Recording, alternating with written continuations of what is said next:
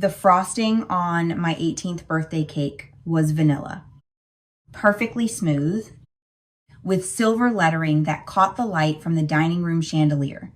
The house was full of people, a mix of neighbors, my parents' church friends, and a few of my dad's old business contacts. I remember the exact temperature of the room, too warm from the bodies, and the distinct sound of my dad tapping his glass with a fork to command everyone's attention. He put his hand on my shoulder, gave me a proud, glowing smile, and announced to the room that our family had exciting plans for the future. He looked right at me and said, "Right, Iris." I smiled back, thanked him, and let the party continue. But just hours before, the night before my birthday, my dad had pulled me aside into the quiet of the hallway and whispered that when the party was over, I was going to sign some papers for Uncle Wade. He called it just a formality. He didn't know that my pocket held a signed document of my own, or that at midnight, sitting alone in the dark, I had already transferred a multi-million-dollar inheritance into an irrevocable trust. I had built a legal wall around my grandparents' legacy, a wall my own flesh and blood would hit at full speed the very next morning.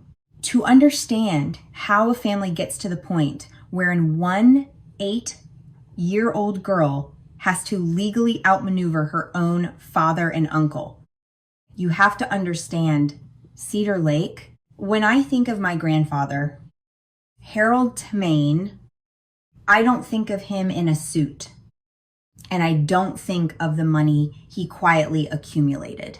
I think of the summer I turned 12. I think of his old truck, the smell of wood smoke, old books, and a sweet scent ingrained in the cabin walls that I could never quite put a name to. The cabin sat back from the water, shaded by massive white pines that blocked out the harsh afternoon sun. It wasn't a mansion.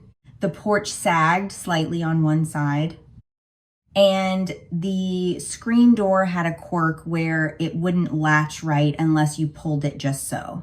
That summer, Grandpa had me grab the end of a heavy fence rail, and we spent the entire morning replacing rotted posts along the south side of the property. He taught me how to check the wood for soft spots by pressing my thumb into the grain. He never rushed me. Inside the cabin, Grandma Vivian would be waiting with iced tea and sandwiches, setting them down on the wooden kitchen table that Grandpa had built with his own 2 hands the year they were married. That evening, wiping sawdust from his hands, Grandpa looked at me and said, "This cabin stays in the family, but family isn't always blood. Iris, family is whoever shows up." I was 12, and I thought he was just being poetic and sweet.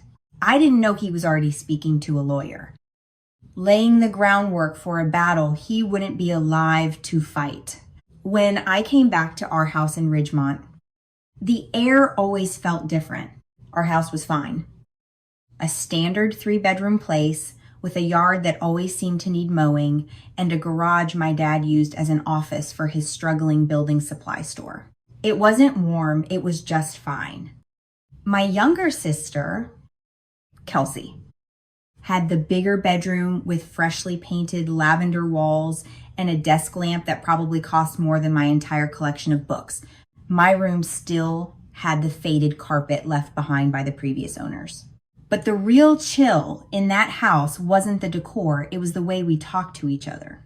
At dinner, my dad would bring up the cabin, complaining that the place was just sitting there, losing value and eating them alive in property taxes. He argued that they should sell it and reinvest the money. My mom would nod in immediate agreement. When I quietly mentioned that Grandpa said the cabin stays in the family, my dad gave this dismissive, almost mocking laugh, telling me I was just a kid and Grandpa was just being nice. Then I found the flyer. I was clearing plates after dinner and saw it half hidden under a grocery list on the counter, a glossy advertisement for Ridgeline Development, boasting about acquiring lakefront lots for premium prices. There was a handwritten phone number scribbled in the margin, and I instantly knew it wasn't my dad's handwriting. I put it back exactly where I found it. Went upstairs, sat on my bed, and realized with a sinking heart that someone was already looking at my grandparents' sanctuary and measuring it in dollar signs. Grandpa Harold passed away 2 years later, when I was 14. I remember the damp grass sinking beneath the folding chairs at the funeral. The sky, a flat, unforgiving gray. I sat in the second row, clutching his frayed blue plaid handkerchief that still smelled faintly of pine. But the image burned into my memory isn't the casket. It's the sight of my dad, Greg, and my Uncle Wade standing by the dessert table at the reception. They weren't mourning. They were talking in low, urgent voices, and I caught Wade saying they needed to move on this before probate got complicated. They were strategizing about selling the cabin while the dirt on my grandfather's grave was barely settled. I had no voice then, no power to stop them. 2 years after that, Grandma Vivian got sick. By June, she was slipping away. The last time I visited her, she held my hand with a grip that was surprisingly strong for a dying woman. She pulled me close and whispered, "The cabin is yours. Iris, don't let them take it. Promise me."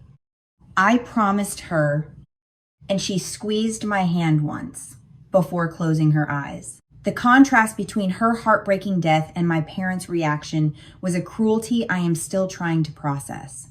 After her funeral, under the same gray sky with the same folding chairs, my dad sat at our kitchen table and let out a sigh of profound relief. He told my mom that now they could finally sort out the property.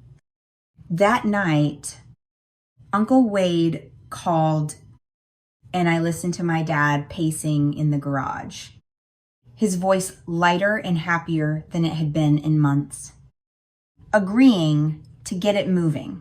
Standing in the hallway with a glass of water, a stone formed in my chest. My grandmother's death wasn't a tragedy to them. It was a clearance sale. I didn't cry. I decided to survive. I made the cabin my quiet rebellion. Every Saturday, I would drive my used Honda out to Cedar Lake.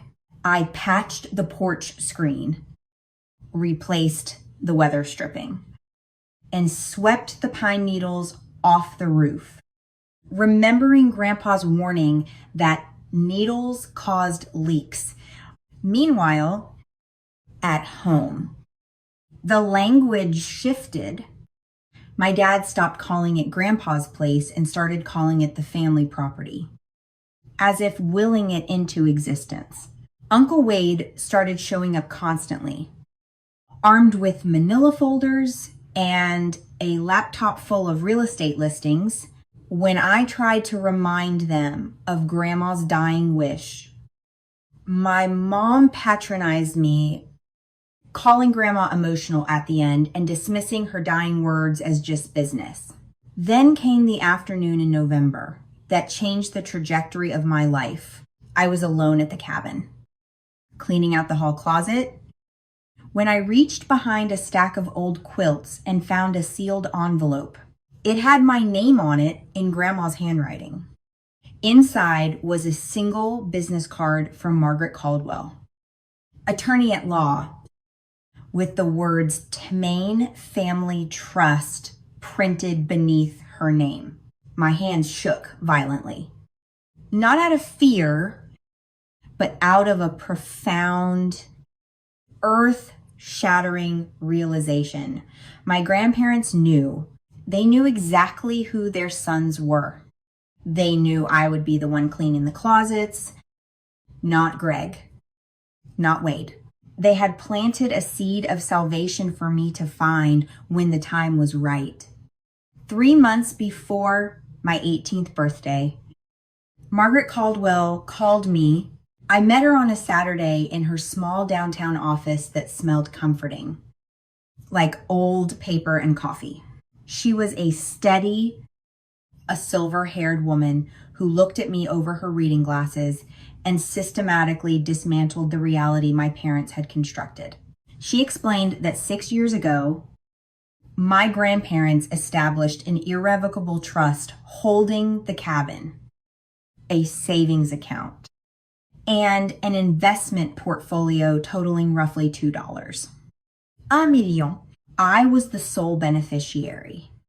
Because the assets were placed in the trust while they were alive, the property legally never entered their estate. It completely bypassed probate, meaning my father and uncle had absolutely zero legal claim to any of it. Margaret told me the title to the cabin had been recorded under the trust at the county recorder's office 6 years ago. When I asked why they kept it a secret from my dad, Margaret paused. She told me Grandpa's exact words, "My sons will sell that cabin before the funeral flowers wilt." It was a chilling echo of the truth. But then Margaret warned me that someone had been making inquiries at the county recorder's office. They were circling. I became a ghost in my own house, watching, listening. The very next Sunday, I stood quietly outside the crack of the garage door and listened to Uncle Wade and my dad plot my ruin. Wade told my dad he had already signed a purchase agreement with Ridgeline Development for $450. Lynn. They just needed the title clean. Their plan was audacious and illegal since my grandparents were dead. They would claim to be the legal heirs. File a quitclaim deed to transfer the property to themselves, and push the sale through. When my dad quietly asked, "What about Iris?" Wade didn't even hesitate. He dismissed me entirely. He said I was 17. I couldn't do anything. And by the time I turned 18, the sale would be a done deal. He said they'd throw me 50 grand for college and I should be grateful. My hands went ice cold. My uncle had already signed a contract to sell a cabin he did not own, on land held in a trust he did not know existed, while actively planning to steal my inheritance. I texted Margaret immediately. We formed a battle plan. Because the title was already under the trust, a quitclaim deed from Wade should be rejected by the county. But if he falsified documents, he could tie the property up in brutal, endless litigation. To stop him permanently, I had to formally accept the role of successor beneficiary the absolute second I turned 18. Once I signed, Margaret would file a lis pendens at 800 a.m. the next morning, a public notice of legal interest that would completely freeze the title and block them from recording anything against it. The hardest part was the waiting.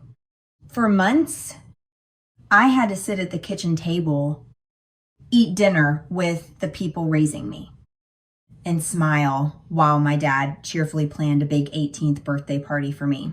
I had to watch my uncle plan the theft of my grandmother's home while eating the food she taught me to cook. 5 days before my birthday, my mom tried to manipulate me with a soft, rehearsed voice, claiming my dad's business was failing and selling the cabin was the only way to save the family and pay for my college.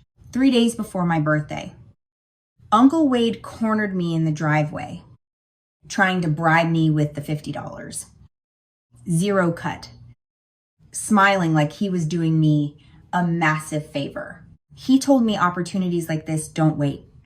I looked at him, knowing the truth, and simply told him I'd think about it. The night before my birthday, the pressure in my chest was unbearable. I drove to the cabin alone. Cedar Lake was dark and flat under the moonlight, the pines standing like silent sentinels. I sat on the sagging porch next to the empty chair that used to be Grandpa's, smelling the impending rain. At midnight, I opened my laptop. I didn't feel triumphant. I just cried. I cried because I wished my dad was a man who wanted to take me fishing instead of calculating my worth. I wished I didn't have to execute a legal maneuver in the dead of night to survive my own parents. But wishes don't hold up in court. Trust documents do. At exactly 1150 M, in the profound silence of my bedroom, I connected to a video call with Margaret. She walked me through the paperwork one last time. At 2-3. M. I signed my name in ink below my grandparents' printed names. I was 18. I was the legal beneficiary of the Tamain Family Irrevocable Trust. From that second forward, the cabin was mine. And the quitclaim deed Uncle Wade was printing across town at that very moment was nothing but a piece of trash. The next day was my birthday party. The house was full of balloons, cake, and hypocrites. My dad stood up in front of 20 guests, put his hand on my mom's shoulder, played the victim about his failing store, and publicly announced that as a family, we had decided to sell the cabin. He tried to trap me in front of our neighbors, looking right at me, demanding I agree that it was the responsible thing to do. I set my fork down.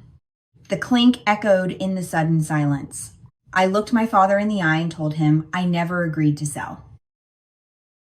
When Wade tried to intervene, telling me it wasn't the time or place, I stared him down and said, "You're right. Uncle Wade, the time is 8 a.m. tomorrow morning."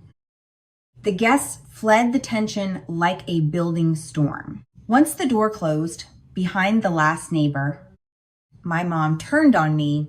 She accused me of destroying the family, of letting my dad lose the house we slept in. She tried to weaponize my love for them. When they realized I had spoken to a lawyer because Wade had shamelessly dug through my personal bags and found Margaret's card, my dad sat down at the kitchen table and delivered his ultimatum. He told me that in the morning, they were filing the paperwork and the cabin was selling. He looked at me, his own daughter, on her 18th birthday, and said that if I fought this, I was on my own, no college help, no living under his roof. He threatened to throw me away over a piece of land. I stood up, my hands were shaking, but my voice was pure steel. I told him I was the part of the family that kept promises, and I walked away. He thought his deadline was 900 M at the recorder's office. He didn't know Margaret's deadline was 800. The next morning at exactly 800 M, Margaret Caldwell walked into the county recorder's office and filed the certified trust documents and the lis pendens. Et opt a.m., she called to tell me the trap was set. The property was flagged. I sat at the kitchen table, calmly eating cereal, while my dad and uncle walked out the door with their forged documents, completely oblivious. My dad looked at me and confidently said they'd be back by lunch. I just told him good luck. At Noah Chinch. M. Uncle Wade slid his quitclaim deed across the counter to the clerk. The clerk typed the parcel number into the system and stopped. She informed them that the property was held in an irrevocable trust, recorded 6 years ago, and a lis pendens had just been filed that morning. The chain of title was locked when my dad furiously denied the existence of a trust. The clerk suggested they speak to the trustee, Margaret Caldwell. I can only imagine the blood draining from Uncle Wade's face as the name on the business card he stole from my purse suddenly appeared on an unbreakable public record. The phone call came at 9:22 My dad was standing in the parking lot, his voice shaking with a terrifying mix of rage and panic. He demanded to know what I did, screaming that the property belonged to him because he was the son. I held the phone to my ear and delivered the hardest truth of my life. I said, not because they didn't love you, but because they didn't trust you with it. He threatened to fight it, but I told him it was irrevocable. There was nothing left to undo. He hung up on me. From there, the dominoes fell fast, and they fell hard. Carter Briggs from Ridgeline Development called me, demanding to know why the title was blocked when Wade guaranteed it was clean. I calmly explained that my uncle never owned the land. Ridgeline immediately pivoted, aggressively pursuing Wade for breach of contract, demanding the $45,000 penalty plus damages. But worse than the debt was the revelation Margaret brought me that afternoon. The notary stamp on Wade's quitclaim deed didn't match any registered notary in the county. It was a forgery. My uncle hadn't just tried to steal from me, he had committed a felony to do it. When my dad came home, he looked like a hollowed out shell. The bank was calling it a $180. 000 debt. The store was gone, and he confessed that the cabin was supposed to be their way out. He tried to make me feel guilty for holding on to a gift that belonged to me. When he threatened one last time to contest the trust, Margaret's voice came through the speakerphone, calmly advising him that the legal fees would ruin him long before he ever broke a 6-year-old. Fully capacitated, irrevocable trust. The reality finally broke them. Wade called, begging for help because Ridgeline was suing him for fraud. And in a moment of bitter betrayal, my dad turned on his own brother. You wanted the money too. My dad told him, but I didn't forge a notary stamp. Over the next few weeks, my family fractured under the weight of their own greed. Wade's real estate license was suspended indefinitely. The district attorney opened an investigation into the forgery, and he had to take out a personal loan just to pay the $45. 000 penalty to the developers to avoid total ruin. My dad had to sell his store at a massive loss just to negotiate a repayment plan with the bank. And my mom was forced to go back to work at a pharmacy just to keep the lights on. The whole town found out through it all. I didn't feel victorious. I felt like I had survived a burning building. I walked through the ashes of my family to find that Grandma and Grandpa had left me one final safety net. In the trust documents, Margaret revealed an educational fund earmarked for my college expenses. It had been accruing interest for 6 years. The balance was $58. Lynn. It was the exact amount Uncle Wade had tried to dangle in front of me like a bribe. But my grandparents had already secured it for me out of pure love. I enrolled in community college, studying environmental science and forestry. And I moved into the cabin. It was the first time I felt like I was truly home. I found a letter from Grandpa Harold in his desk drawer. His handwriting was loose and tired, but the message was clear. He wrote that he knew Greg would try to sell the place because Greg never understood the difference between something that has value and something that is valuable. He chose me because I cared about patching the roof before I ever asked what the land was worth. Take care of it. He wrote, "It took care of you first." I met my parents at a coffee shop on neutral ground. I slid my coffee cup back, looked at the 2 people who brought me into this world, and told them I loved them. But the cabin was not for sale, ever. I told them that if we were going to have any kind of relationship moving forward, it had to be built on respect, not manipulation. And certainly not the illusion that I owed them my soul just because they were my parents. My dad couldn't even look me in the eye. He just nodded. My sister Kelsey still visits me. She brings pizza, and we sit on the porch Grandpa built, watching the herons in the shallows. We don't talk about the lawsuits or the betrayal. The cabin is doing what it was always meant to do, protecting us, making space for something new and untainted to grow.